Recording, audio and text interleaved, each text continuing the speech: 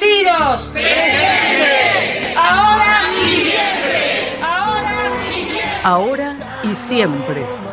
Un espacio para la memoria, por la verdad y la justicia.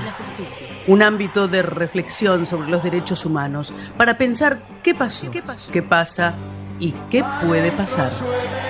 Ahora y siempre. Ahora y siempre. Mucho más que una consigna. Un lugar donde encontrarnos. Ahora y siempre. Un programa de Ana María Careaga. Los miércoles a las 18 en Caput.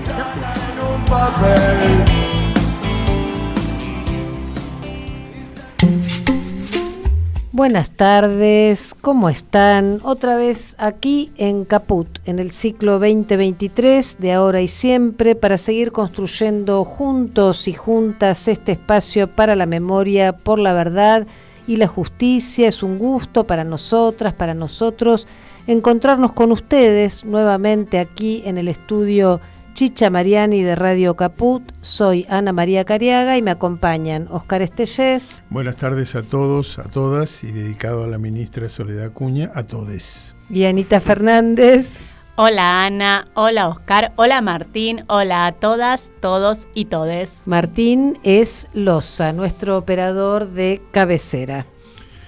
Bueno, comencemos con nuestras vías de comunicación. Para contactarse con Ahora y Siempre pueden hacerlo por WhatsApp al más 54 911 6516 4446. Por Twitter, Ahora y Siempre OK, y por Facebook, Ahora y Siempre.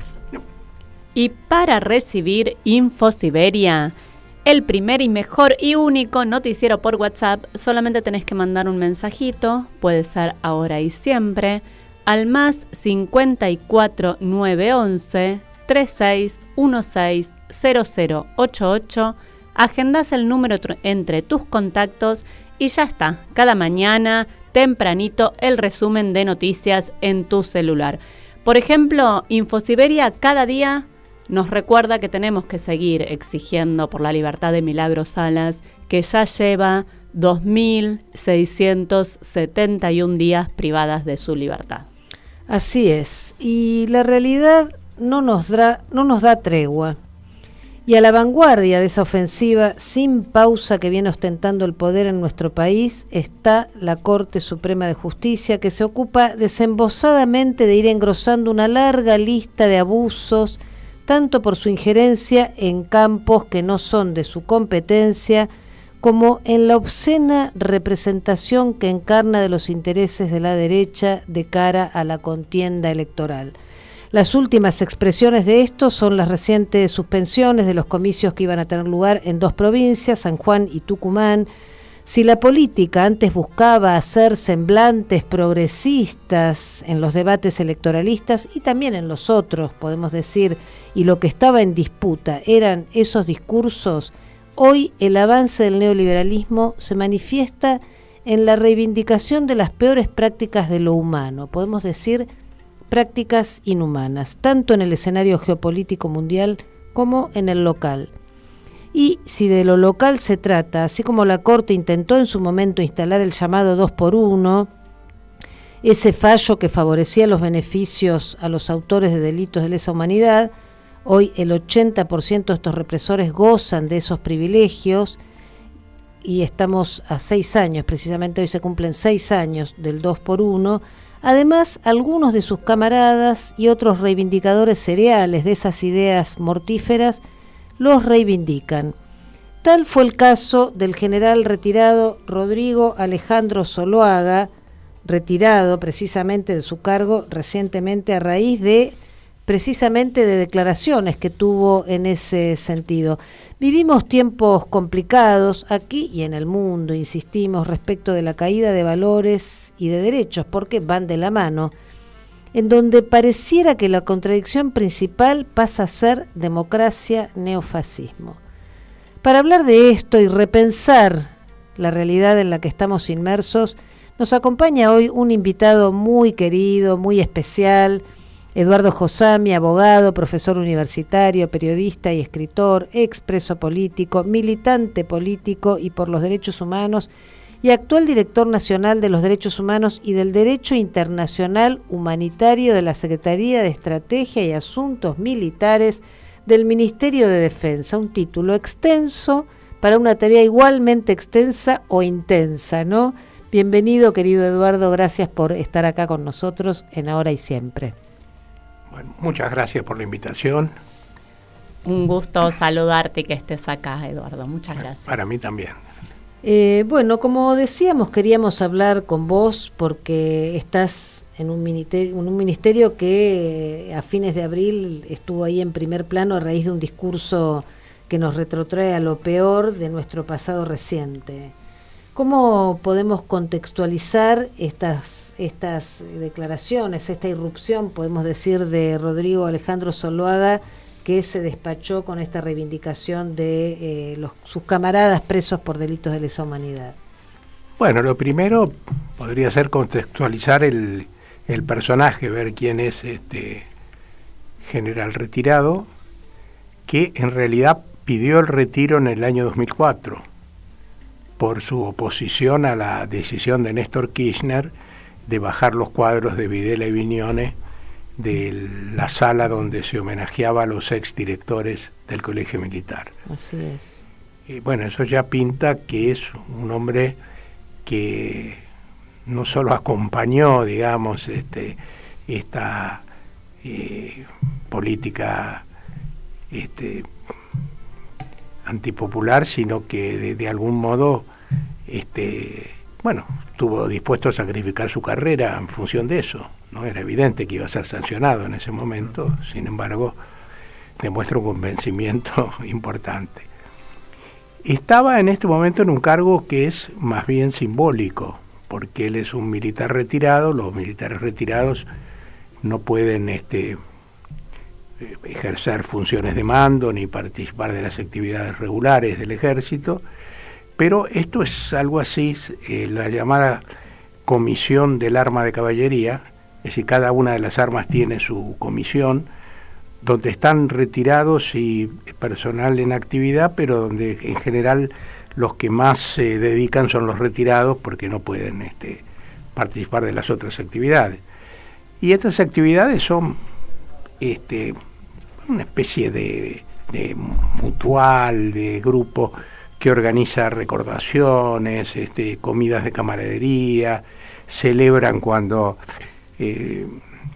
se recibe una camada de suboficiales o de oficiales, y de alguna manera este ámbito de los retirados ha tenido una evolución, digamos, distinta. Vos ves que, para ser sincero, uno no tiene una idea totalmente clara de qué pueden pensar hoy los oficiales en actividad. Eso te íbamos a preguntar también. Pero lo menos que hay que reconocer es que tienen una actitud diferente. Los retirados, hasta en su semblante, cuando uno se los cruza, que no es muy frecuente eso, pero nos miran a los que tenemos antecedentes en la militancia, o como en mi caso estuvimos presos, además nos miran nos siguen mirando como enemigos, ¿no?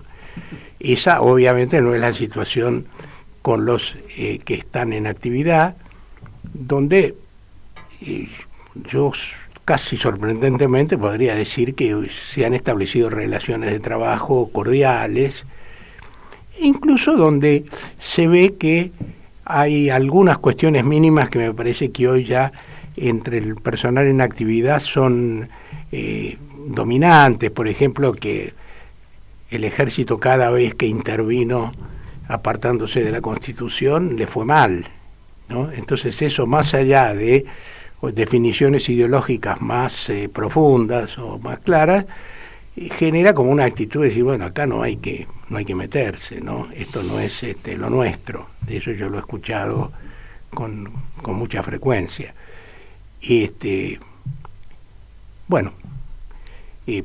Ahora, por otro lado, yo creo que lo más importante aquí es que estas cosas, cada vez que se producen, sean rápidamente sancionadas, como ocurrió esta vez. Exactamente. Porque es una tarea lenta, pero que tiene que ser permanente, y demostrar que nosotros, y cuando digo nosotros digo la democracia, ¿no? Aunque puede ser un poco soberbio personificar la democracia en este caso, pero quiero decir, los que tenemos esta tarea dentro de una sociedad democrática, tenemos que velar porque el negacionismo no avance, porque no haya recuerdos que sean ofensivos de todo esto que se ha logrado con tanto trabajo a lo largo de los años, como son las políticas de memoria, verdad y justicia, ¿no? También, perdón, ¿no? Pero de alguna forma es como una responsabilidad para dar cuenta que el nunca más se construye cada día, o sea que no es algo que ya está y bueno, ahí nos olvidamos. Es como que para las generaciones actuales y las venideras, una especie de decir, bueno, hay que seguir construyendo porque estas cosas pueden seguir apareciendo y si no se hace nada, como que se pueden ir multiplicando, y dar cuenta que es una construcción, es una forma de vida, digamos. Sí, yo creo exactamente lo que vos dijiste, por dos razones. En primer lugar, desde una perspectiva política más general, que no tiene que ver solo con los derechos humanos, no me gusta esta idea que alguna vez escuchamos de que, bueno, estos avances que hemos logrado son tan profundos que no se puede volver atrás, ¿no? Había compañeros que pensaban que, bueno, ganar o perder la elección en el 2015 no era tan grave, ¿no? Porque en última instancia, bueno, se había avanzado tanto, parecía que la sociedad acompañaba tanto ese avance. Recordemos, por ejemplo, que Mauricio Macri, para ganar la elección, tuvo que decir que no iba a cambiar los aspectos fundamentales de la política económica del kirchnerismo. Bueno, no hace falta que yo recuerde hoy, porque no es grato hacerlo, que se pudo retroceder todos los días en un montón de cosas, ¿no? Claro. Y si en otra no se retrocedió más, como en el caso del 2x1, que hoy, como recordaba Ana, se cumple un nuevo aniversario, es porque hubo movilización y protesta y entonces, y eso nos enseñó una vez más que nada estaba definitivamente conquistado. Bueno, yo creo que la tarea que hacemos nosotros ahí es una tarea modesta, acotada al ámbito militar, pero teniendo en cuenta la historia de este país, todo lo que se pueda avanzar, por pequeño que sea, en el ámbito de las Fuerzas Armadas es importante, ¿no? Y en esta experiencia nuestra en el Ministerio de Defensa, ha sido interesante la comparación con otros países, ¿no? Porque, bueno, nosotros recordamos todos que cuando ganó Lula durante una semana no sabíamos si iba a poder asumir o no, ¿no? Y lo que ha pasado en otros países de América Latina, donde ha habido intervenciones, en unos casos golpes militares y en otros casos igual intervenciones muy importantes en la vida política por parte de las Fuerzas Armadas. Y yo creo que en la Argentina eso es algo que se ha logrado. No vamos a desdecir lo que dije antes de que todo está asegurado, porque nada está asegurado, pero vemos que se ha avanzado. Es decir, en coyunturas tan difíciles como las que hemos vivido y estamos viviendo incluso en el día de hoy, nosotros tenemos una cierta tranquilidad, porque vemos que no hay una actitud de participación o de intervención o de presión por parte de las Fuerzas Armadas, que ha sido bastante permanente en otros momentos de la vida argentina. Y creo que ese es un activo de las políticas de memoria, verdad y justicia. Es decir, hay países, por ejemplo, ayer tomamos el caso de Brasil, que en tantos otros aspectos a lo mejor nos puede servir como ejemplo. Bueno, en Brasil se nota mucho que no hubo enjuiciamiento a los responsables del genocidio, de la dictadura, ¿no? Y eso, bueno, se paga con esta a mí los generales brasileños, no es que tenga mucho contacto con ellos, pero por lo que uno lee, me hacen acordar a los generales nuestros de hace 30 o 40 años, ¿no? Bueno, un Es poco decir, que hablan de sucede. política, hablaban de política como, es decir, la época en que eran más conocidos los generales que los políticos, porque qué militante podía desconocer quién era el comandante en jefe del ejército. Si yo les pregunto ahora a ustedes los nombres de los jefes de Estado Mayor de las 3 armas, seguramente no se acuerdan de ninguno. Y yo me acuerdo porque tengo la obligación de acordarme. Claro. Pero Porque trabajás ahí, claro. No, convengamos, para cerrar el concepto, que también el poder hegemónico ha encontrado otras formas que recurrir a las Fuerzas Armadas como elemento de presión para lograr la defensa de sus intereses. Es decir, lo estamos viviendo en carne propia con una corte que parece tomar medidas acompasando a la oposición. Es decir, la oposición protesta por algo y la corte toma una medida que contradice todos los principios jurídicos, éticos, políticos, institucionales. Entonces, claro, ¿quién necesita un general cuando tiene a un cortesano? sí, bueno, ahí en última instancia hay factores de poder que no se han modificado demasiado, al contrario, la concentración del poder económico es hoy mayor que en tiempos de la dictadura todavía, ¿no? Exactamente. Y la situación social en muchos aspectos ha desmejorado en estos 40 años de democracia. Esto no nos lleva a ser tan tontos de decir que estamos igual o peor que en la dictadura, estamos mucho mejor, porque la democracia además es la única posibilidad de construir un proyecto hoy del movimiento popular que mejore las condiciones de vida de los sectores sociales más postergados, pero de cualquier manera está claro que efectivamente en toda América Latina ha habido desde los años 90, ¿no? Bueno, sin ir más lejos, en la Argentina el gran agente de la introducción o la profundización del neoliberalismo fue Menem en los años 90, ¿no?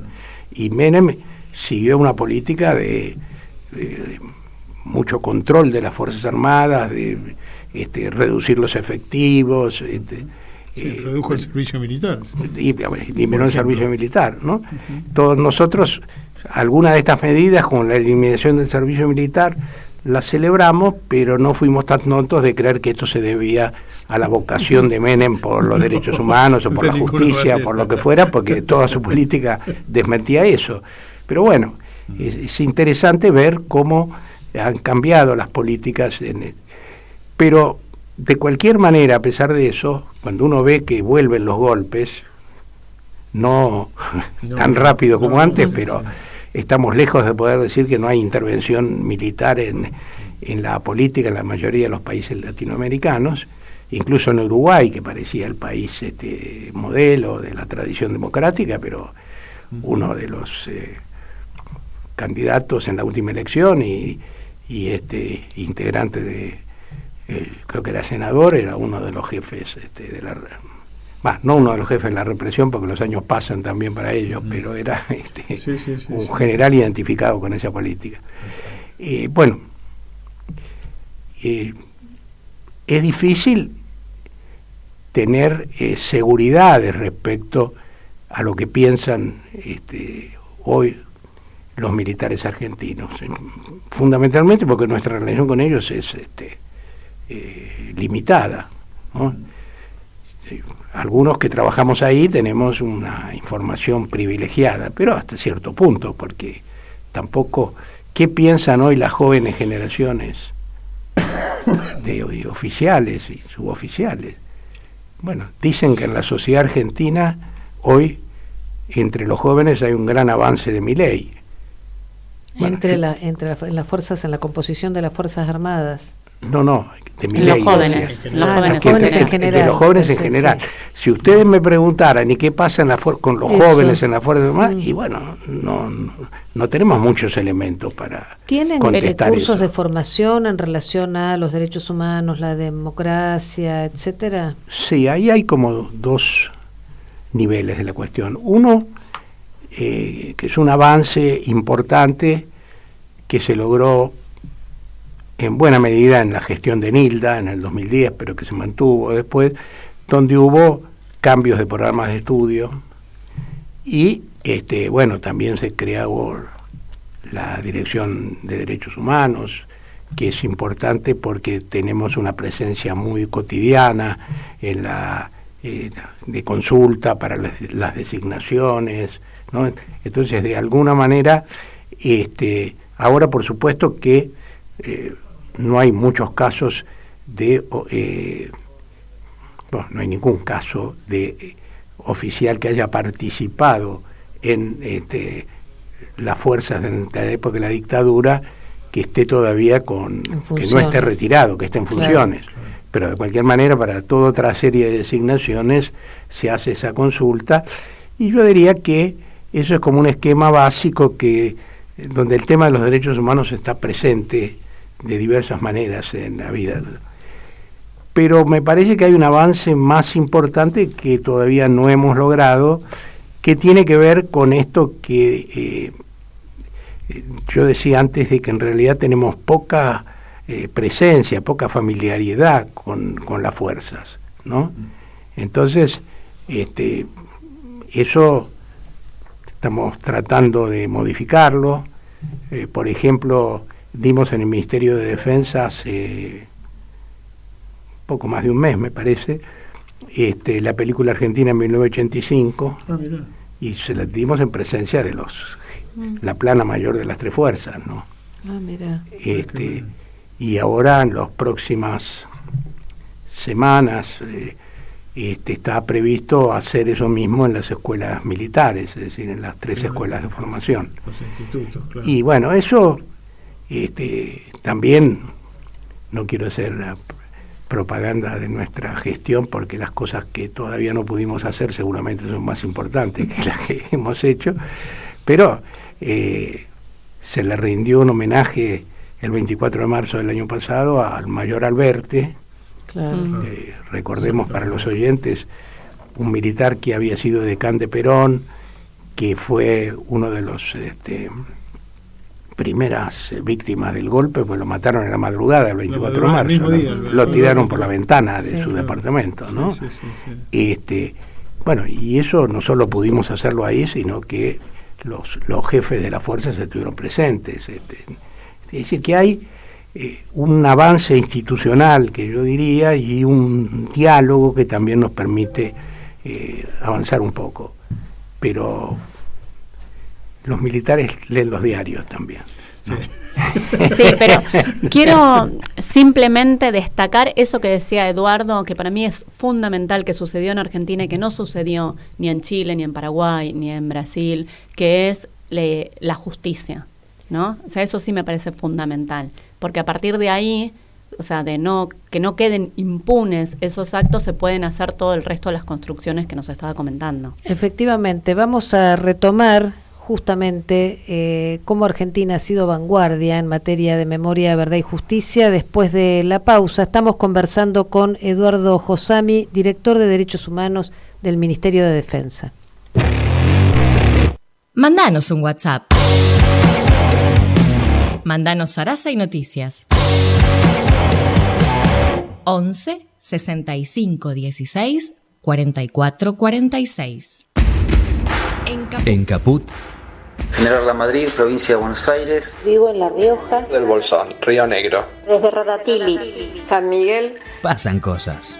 Siento que no hubo otro momento de mayor peronismo que en las gestiones de Néstor y en tus dos gestiones como presidente. Sos la única capaz de ordenar a la militancia en darnos un horizonte. Queremos tenerte como presidenta en este 2023. Si vos querés, vas a ganar seguro. Y te quería agradecer por tanto amor que nos tenés y espero poder votarte para presidenta otra vez. Vale, no les aflojes, Cristina. Radio Caput. Vamos, yegua querida, que no fue magia. Te quiero. Esas cosas.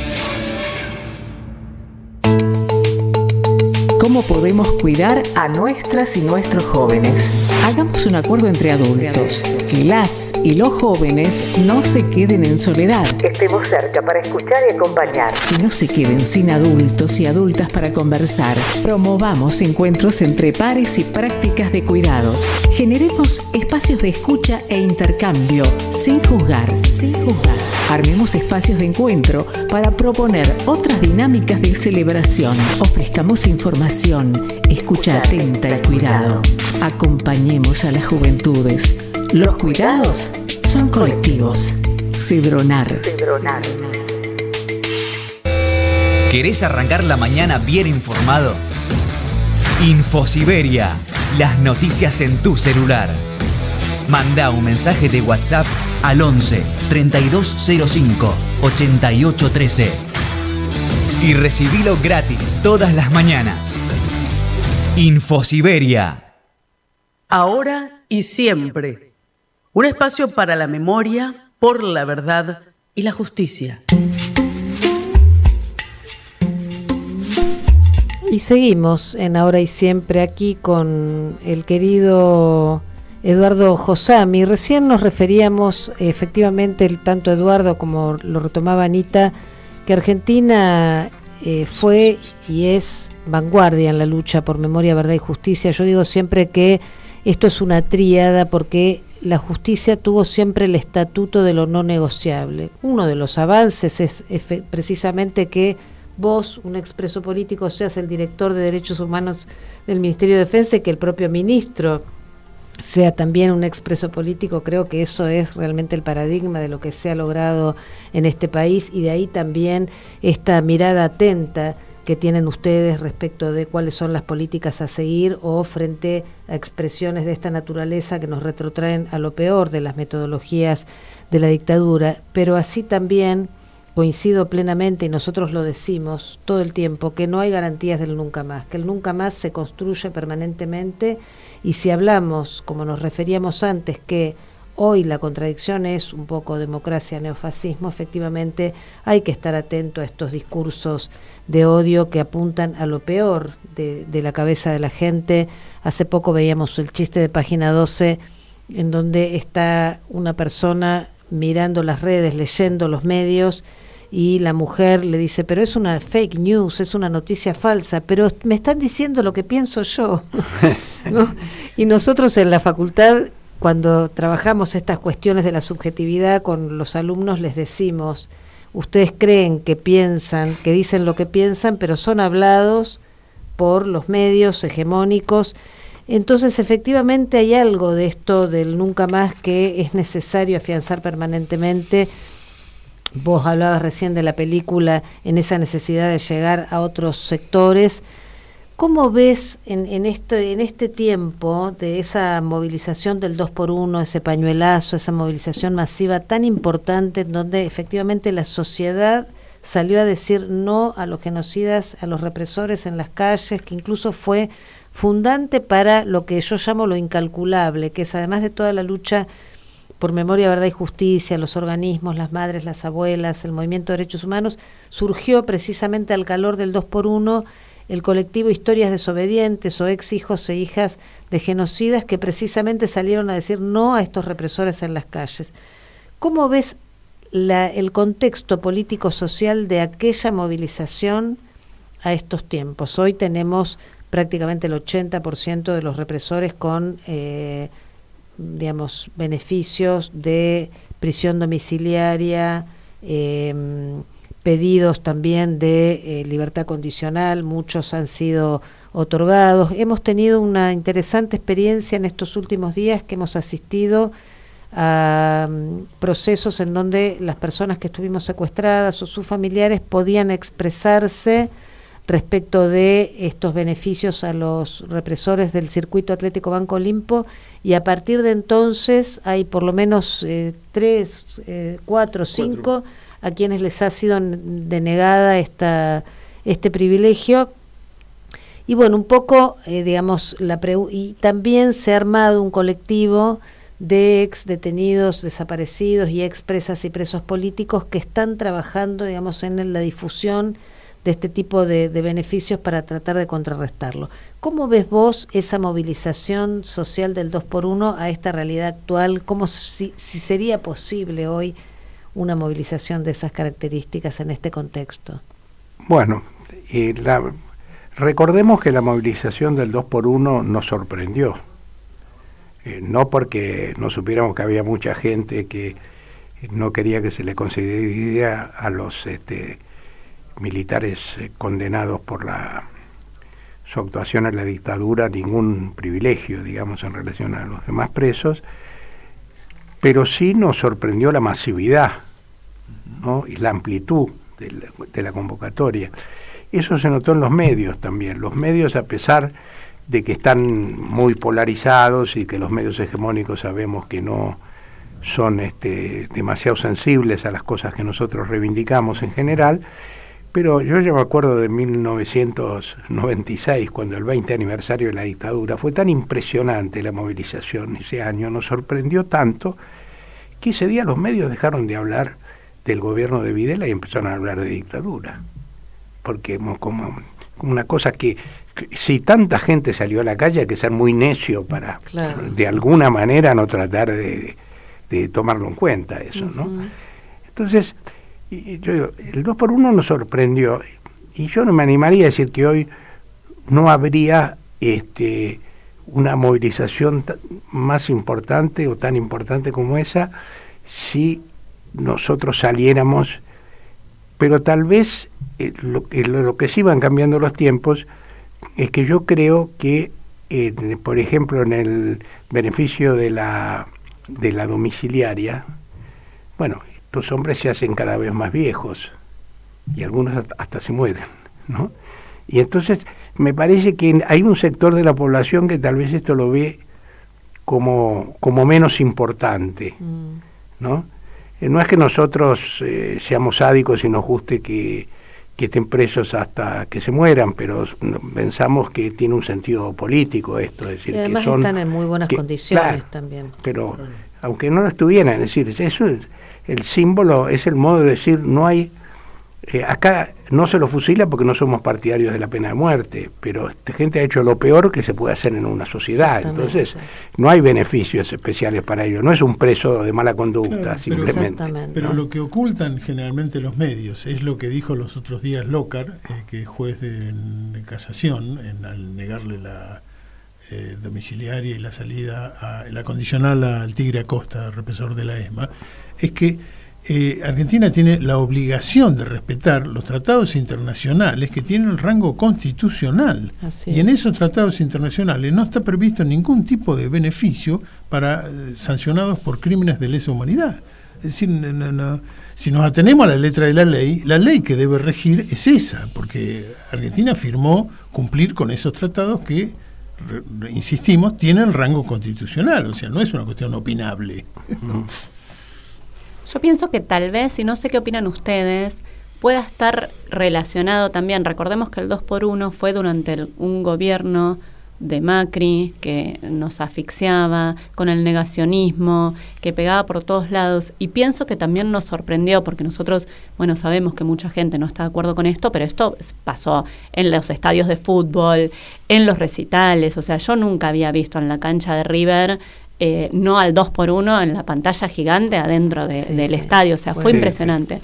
Creo que también fue como un basta a esa política que el gobierno estaba haciendo, y por eso fue tan masivo y por todos lados. No sé, porque a veces me pregunto cómo, si no tiene que ver con eso también, con que venían bombardeando de todos lados y que la gente dijo, bueno, basta, hasta hay algo del nunca más como pacto civilizatorio, ¿no? Sí, pero además yo creo que hay algunos puntos que habría que ver exactamente cuáles son, ¿no?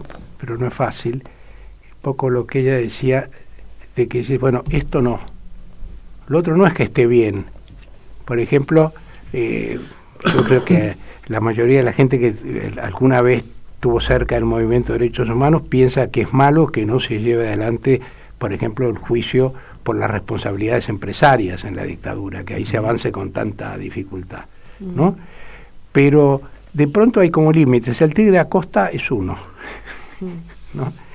Ustedes se recordarán cuando hubo un fallo que no los dejaba en libertad porque por suerte tenían otros procesos, pero quedó, se decretó la libertad en una causa junto con Astiz y 4 o 5 más de los peores. Bueno, recuerdo que ese día Cristina estaba en un acto en la ESMA y bueno, creo que se enteró ahí o poco antes y bueno, por supuesto hizo de esta cuestión un tema central de su discurso. Y bueno, si eso se hubiera llevado adelante, todos teníamos idea que iba a haber una movilización impresionante en la ciudad, ¿no? Yo creo que nosotros tenemos que ser conscientes de eso, porque hay que fortalecerse en esas cosas que son las que más sensibilizan a la población, independientemente de que nosotros tenemos que reclamar todo lo que tenemos que reclamar, lo que corresponde. Hablando de reclamar todo lo que tenemos que reclamar, ¿cómo ves y de ese nunca más, ¿no? Porque el nunca más tanto ha sido tan importante en este país que se toma el nunca más para decir también nunca más a los abusos de la Corte, digamos, nunca más a otro tipo de vulneración de derechos o de violaciones a los derechos humanos. ¿Cómo ves esta avanzada obscena de la Corte Suprema de Justicia sobre la soberanía en todo sentido? Porque efectivamente vulneran la soberanía de derechos de esta sociedad. Bueno, me parece que es gravísimo. Por una parte porque la Corte, con su fallo de ayer, ya casi desembosadamente, podríamos decir, se suma a la oposición política. Siempre supimos que era más sensible a los reclamos de esos sectores que a los nuestros, pero esta vez, porque si no, no tiene explicación el fallo, porque ¿por qué esperaron un mes para sacarlo? Porque todas las cuestiones que tienen que ver con interpretación de los textos son siempre discutibles, pero no requieren ningún tipo de prueba, no hay que llamar testigos para saber lo que vos vas a pensar respecto a esa norma constitucional. Entonces, si realmente pensaban que era correcto que fueran inhabilitados estos dos candidatos, tenían un mes, hace más de un mes que se les presentaron los pedidos de cautelar. Entonces nosotros no hubiéramos podido decir, suponete si esto hubiera salido el día 15 de abril, está bien, seguramente hubiera habido muchas protestas, pero no es que faltaban 3 días para las elecciones. Ahora, esperaron eso porque jugaron en la campaña electoral. Es como si un partido hubiera dicho, no, mejor que ahora esperemos hasta cerca de la elección para hacer un acto más importante, porque eso va a pesar más en el ánimo de los votantes. Entonces ellos quisieron que las elecciones del domingo próximo, bueno, que no participara, que no se hicieran precisamente en las 2 provincias donde había prácticamente seguridad de que iba a ganar el peronismo, porque venía ganando desde hace años. Bueno, en Tucumán, desde que uno tiene memoria de que existe la provincia, pero en San Juan también. Entonces me parece que esto ya no puede quedar mucha gente que, más allá de sus simpatías políticas, no piense que esto no es muy elegante. Ya no es muy elegante que una corte de 7 quede reducida a 4 y que se reúna con 3. Sí, que ¿no? Alcance con eso, nada más. Entonces, creo que ahí también me parece que nosotros tenemos que hacernos fuertes tratando de llegar más allá de nuestra propia fuerza política. Porque esto no es una barbaridad para los kirchneristas. Los kirchneristas, los peronistas lo entendemos de determinada manera porque lo vemos integrado a toda una ofensiva de la derecha, toda una idea de restaurar el liberalismo en la política argentina. Pero esto es indefendible por cualquier persona. Para la sociedad en su conjunto. Exactamente. ¿No? Eduardo, te agradecemos mucho, te vamos a invitar a que escuches esta parte que sigue del programa, que también reivindicamos la memoria de nuestros seres queridos. Anita, vos vas a recordar. Sí, ¿se acuerdan que la semana pasada me había quedado con las ganas de leerles esto? Saben, si alguno de nuestros oyentes no lo sabe, Víctor Heredia tiene a su hermana y a su cuñado desaparecidos, también un sobrino nacido en cautiverio del que desconoce su identidad, y escribió un duro texto titulado Que nos devuelvan la mitad del dolor, ¿no? En relación a esto que hablábamos del 2x1. Este texto fue publicado en el portal Nuestras Voces, respondiendo a la decisión de la justicia argentina de rebajar penas a condenados por delitos de lesa humanidad. Y se los quiero leer. Que nos devuelvan la mitad del dolor. 2x1. Estoy de acuerdo, pero quiero lo mismo para los míos, mis queridos. Esa conmutación de pena, de dolores, de picana, de disparo fatal y feroz escalofrío.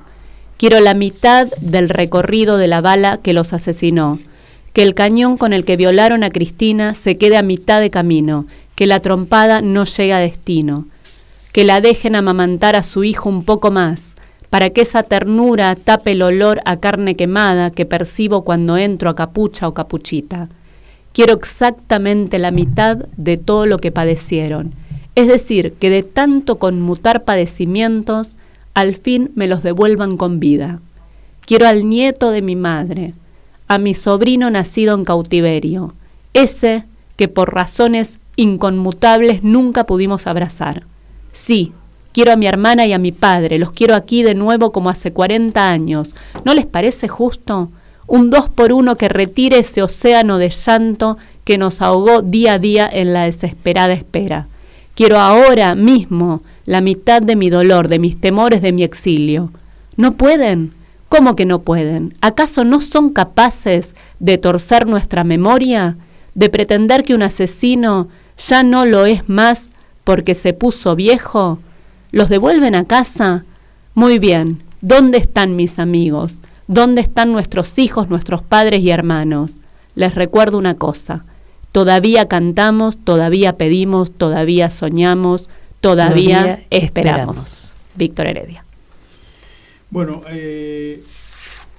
respecto de Operación Cóndor, siguen sucediéndose procesos en el exterior. En Roma se está sustanciando ahora un proceso en contra del represor uruguayo Jorge Trócoli, que está preso por otros delitos y tiene condenas a perpetua, y en una cárcel de máxima seguridad de la ciudad de Roma se está sustanciando el juicio por el secuestro de la uruguaya Elena Quinteros, el argentino José Potenza y su pareja, la ítalo-argentina Rafaela Filipazzi, madre de la militante correntina Beatriz García.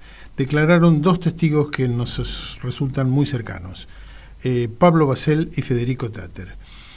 Basel, ex secretario de Derechos Humanos de Corrientes, impulsor de la causa por las torturas a los soldados de Malvinas y compañero de Caput, donde tiene aquí un programa, declaró ante el Tribunal de Primera Instancia de Roma, presidido por la jueza Antonella Capri. Y por su parte, Federico Tatter declaró también por más de 3 horas, convocado por la justicia italiana en su carácter de experto de la Comisión de Verdad y Justicia de Paraguay. Federico tiene a su padre, homónimo, Federico Tatter, también víctima del Cóndor al ser secuestrado en Buenos Aires. Su madre, Idalina de Tatter, fue una de las fundadoras de Madre de Plaza de Mayo. Así que, y por razones de salud, no pudo concurrir otro entrañable, Rogelio Goiburú, director de Verdad y Justicia del Ministerio de Justicia de la República del Paraguay, a cargo del programa de búsqueda de los desaparecidos paraguayos en conjunto con el EAF. Mandó un mensajito a Federico contando que estuvo con el Papa y que el Papa le recordó a Esther Balestrino. Ah, qué grande. Sí, muy lindo. Muy bueno. Bueno, tenemos unos cuantos parroquiales y tenemos poco tiempo, dale. Voy a invitar a la presentación del libro Fragmentos de una memoria, que la autora es María Isabel Bertone, y van a participar Eduardo Josami, Federico Bianchini, Cristina Feijó y modera Matías Cerezo. Esto va a ser en Avenida del Libertador 8151, ex ESMA, entrada gratuita, y es el viernes 12 a las 19 horas en el Centro Cultural Conti, que Eduardo fue el director durante mucho tiempo. Yo los voy a invitar al homenaje a Alfredo Bravo a 20 años. Esto es el 19 de mayo a las 18 horas en el Centro Betanzos, Venezuela 1536, segundo piso, invita a la Confederación Socialista. Bueno, y respecto de la Feria del Libro, tenemos varias presentaciones. El jueves 11 de mayo a las 16, a las 4 de la tarde, en la sala Alperindongui, presentación del libro Nosotras en Libertad, la historia de más de 200 mujeres que fueron presas políticas en la cárcel de Devoto durante los 70, que comenzaron a tejer una trama que en libertad supieron mantener. También tenemos la presentación el lunes 15 de mayo a las 19 horas, ya casi cerrando la feria, del libro La cabeza desaparecida de Pancho Ramírez, de nuestra querida Estela Caloni. Participan Marta Vasallo, Hernán Brienza y Luis Brustein.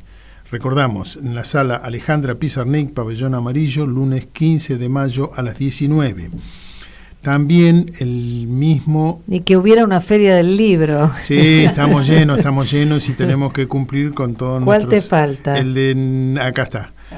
En la feria del libro, Edubim presenta el lunes 15 de mayo, también a la misma hora del libro de Estela, en el Pabellón Azul, en el stand número 317, van a participar Nora Strejilevich, Raquel Robles y Laura Estrin, del libro El lugar del testigo, de la propia Nora Strejilevich. ¿Y las cartas del capitán? Y para cerrar tenemos las cartas del capitán del querido Hugo Soriani, que se presenta el domingo 14 de mayo a las 20:30 en la sala, disculpen la vista, ya estamos grandes, José Hernández del Pabellón Rojo, y van a participar León, Tati Almeida, Eduardo Oliverti, Nora Beiras, Víctor Hugo Morales, y va a dibujar en vivo Rep. No necesita aclaración, pero León es Gieco. Vamos ahora a nuestros seres queridos.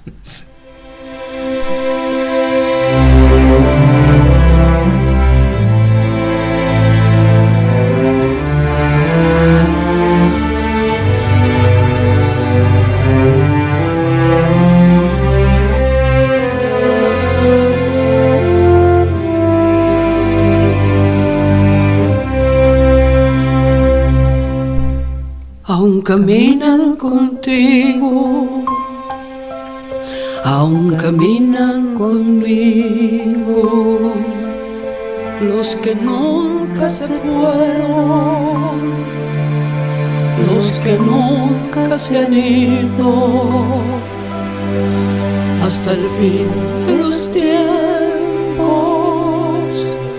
los desaparecidos, los compañeros nuestros seres queridos. Y hoy queremos recordar, recién hablábamos del Centro Cultural Haroldo Conti, justamente a Haroldo Pedro Conti, nacido en Chacabuco el 25 de mayo de 1925, secuestrado y desaparecido en Buenos Aires el 5 de mayo de 1976. Haroldo, escritor, periodista y docente, está considerado una de las figuras literarias más destacadas de la generación del 60, junto con Rodolfo Walsh, Antonio de Benedetto, Héctor Tizón y Juan José Saer. En el 75 ganó el Premio Casa de las Américas por su extraordinaria novela Mascaró, el cazador americano. Fue visto en el Centro de Tortura y Exterminio Vesubio y permanece desaparecido. Presente. También queremos recordar a María Susana Ursi de Eggers, Marcelo Eggers y a Gustavo Alfredo Sampichati, secuestrados en Avenida Independencia y La Rioja, en la esquina de la entonces Facultad de Filosofía y Letras, hoy de Psicología. Eran militantes de la Juventud Universitaria Peronista y de Montonero. Fueron vistos en el Club Atlético, continúan desaparecidos, presentes. Eduardo, te agradecemos mucho haber estado hoy con nosotros, con nosotras en Ahora y Siempre. Cuando quieras, este micrófono está abierto. Esta es su casa de usted, como dicen en México. No sé si querés decirnos algo más. No, yo quería a vos decirte que te felicito por la tesis doctoral. Ah, bueno. No sé si lo has hecho público, por eso dudaba. A lo mejor los oyentes me queda para el próximo programa. A lo mejor estoy dándoles una primicia, pero spoileaste. Acá los trabajadores estaban todos al tanto, pero bueno, no la oyentada. Bueno, pero está bien, podemos retomar entonces el tema de la tesis para el próximo programa. Te agradecemos mucho, Eduardo, haber estado acá con nosotros, y nos vamos con ¿qué canción? Con la canción Luz de Ciro y los Persas. Hasta el miércoles que viene.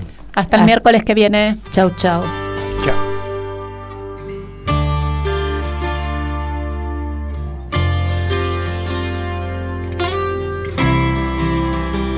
El tiempo enseña nuestro andar, para el que quiere escuchar, para quien no deja atrás lo que soñaba. Pueden matarte por la piel, expulsarte por la fe, arrancarte de la tierra que abrazabas. Muéstrame tu luz, yo te mostraré mi luz. Lo ha sido en vano imaginar que el día llegaba. El tiempo enseña nuestro andar, y de tanto caminar me olvidaba de pensar que me esperabas. Oh, tiempo de aguantar.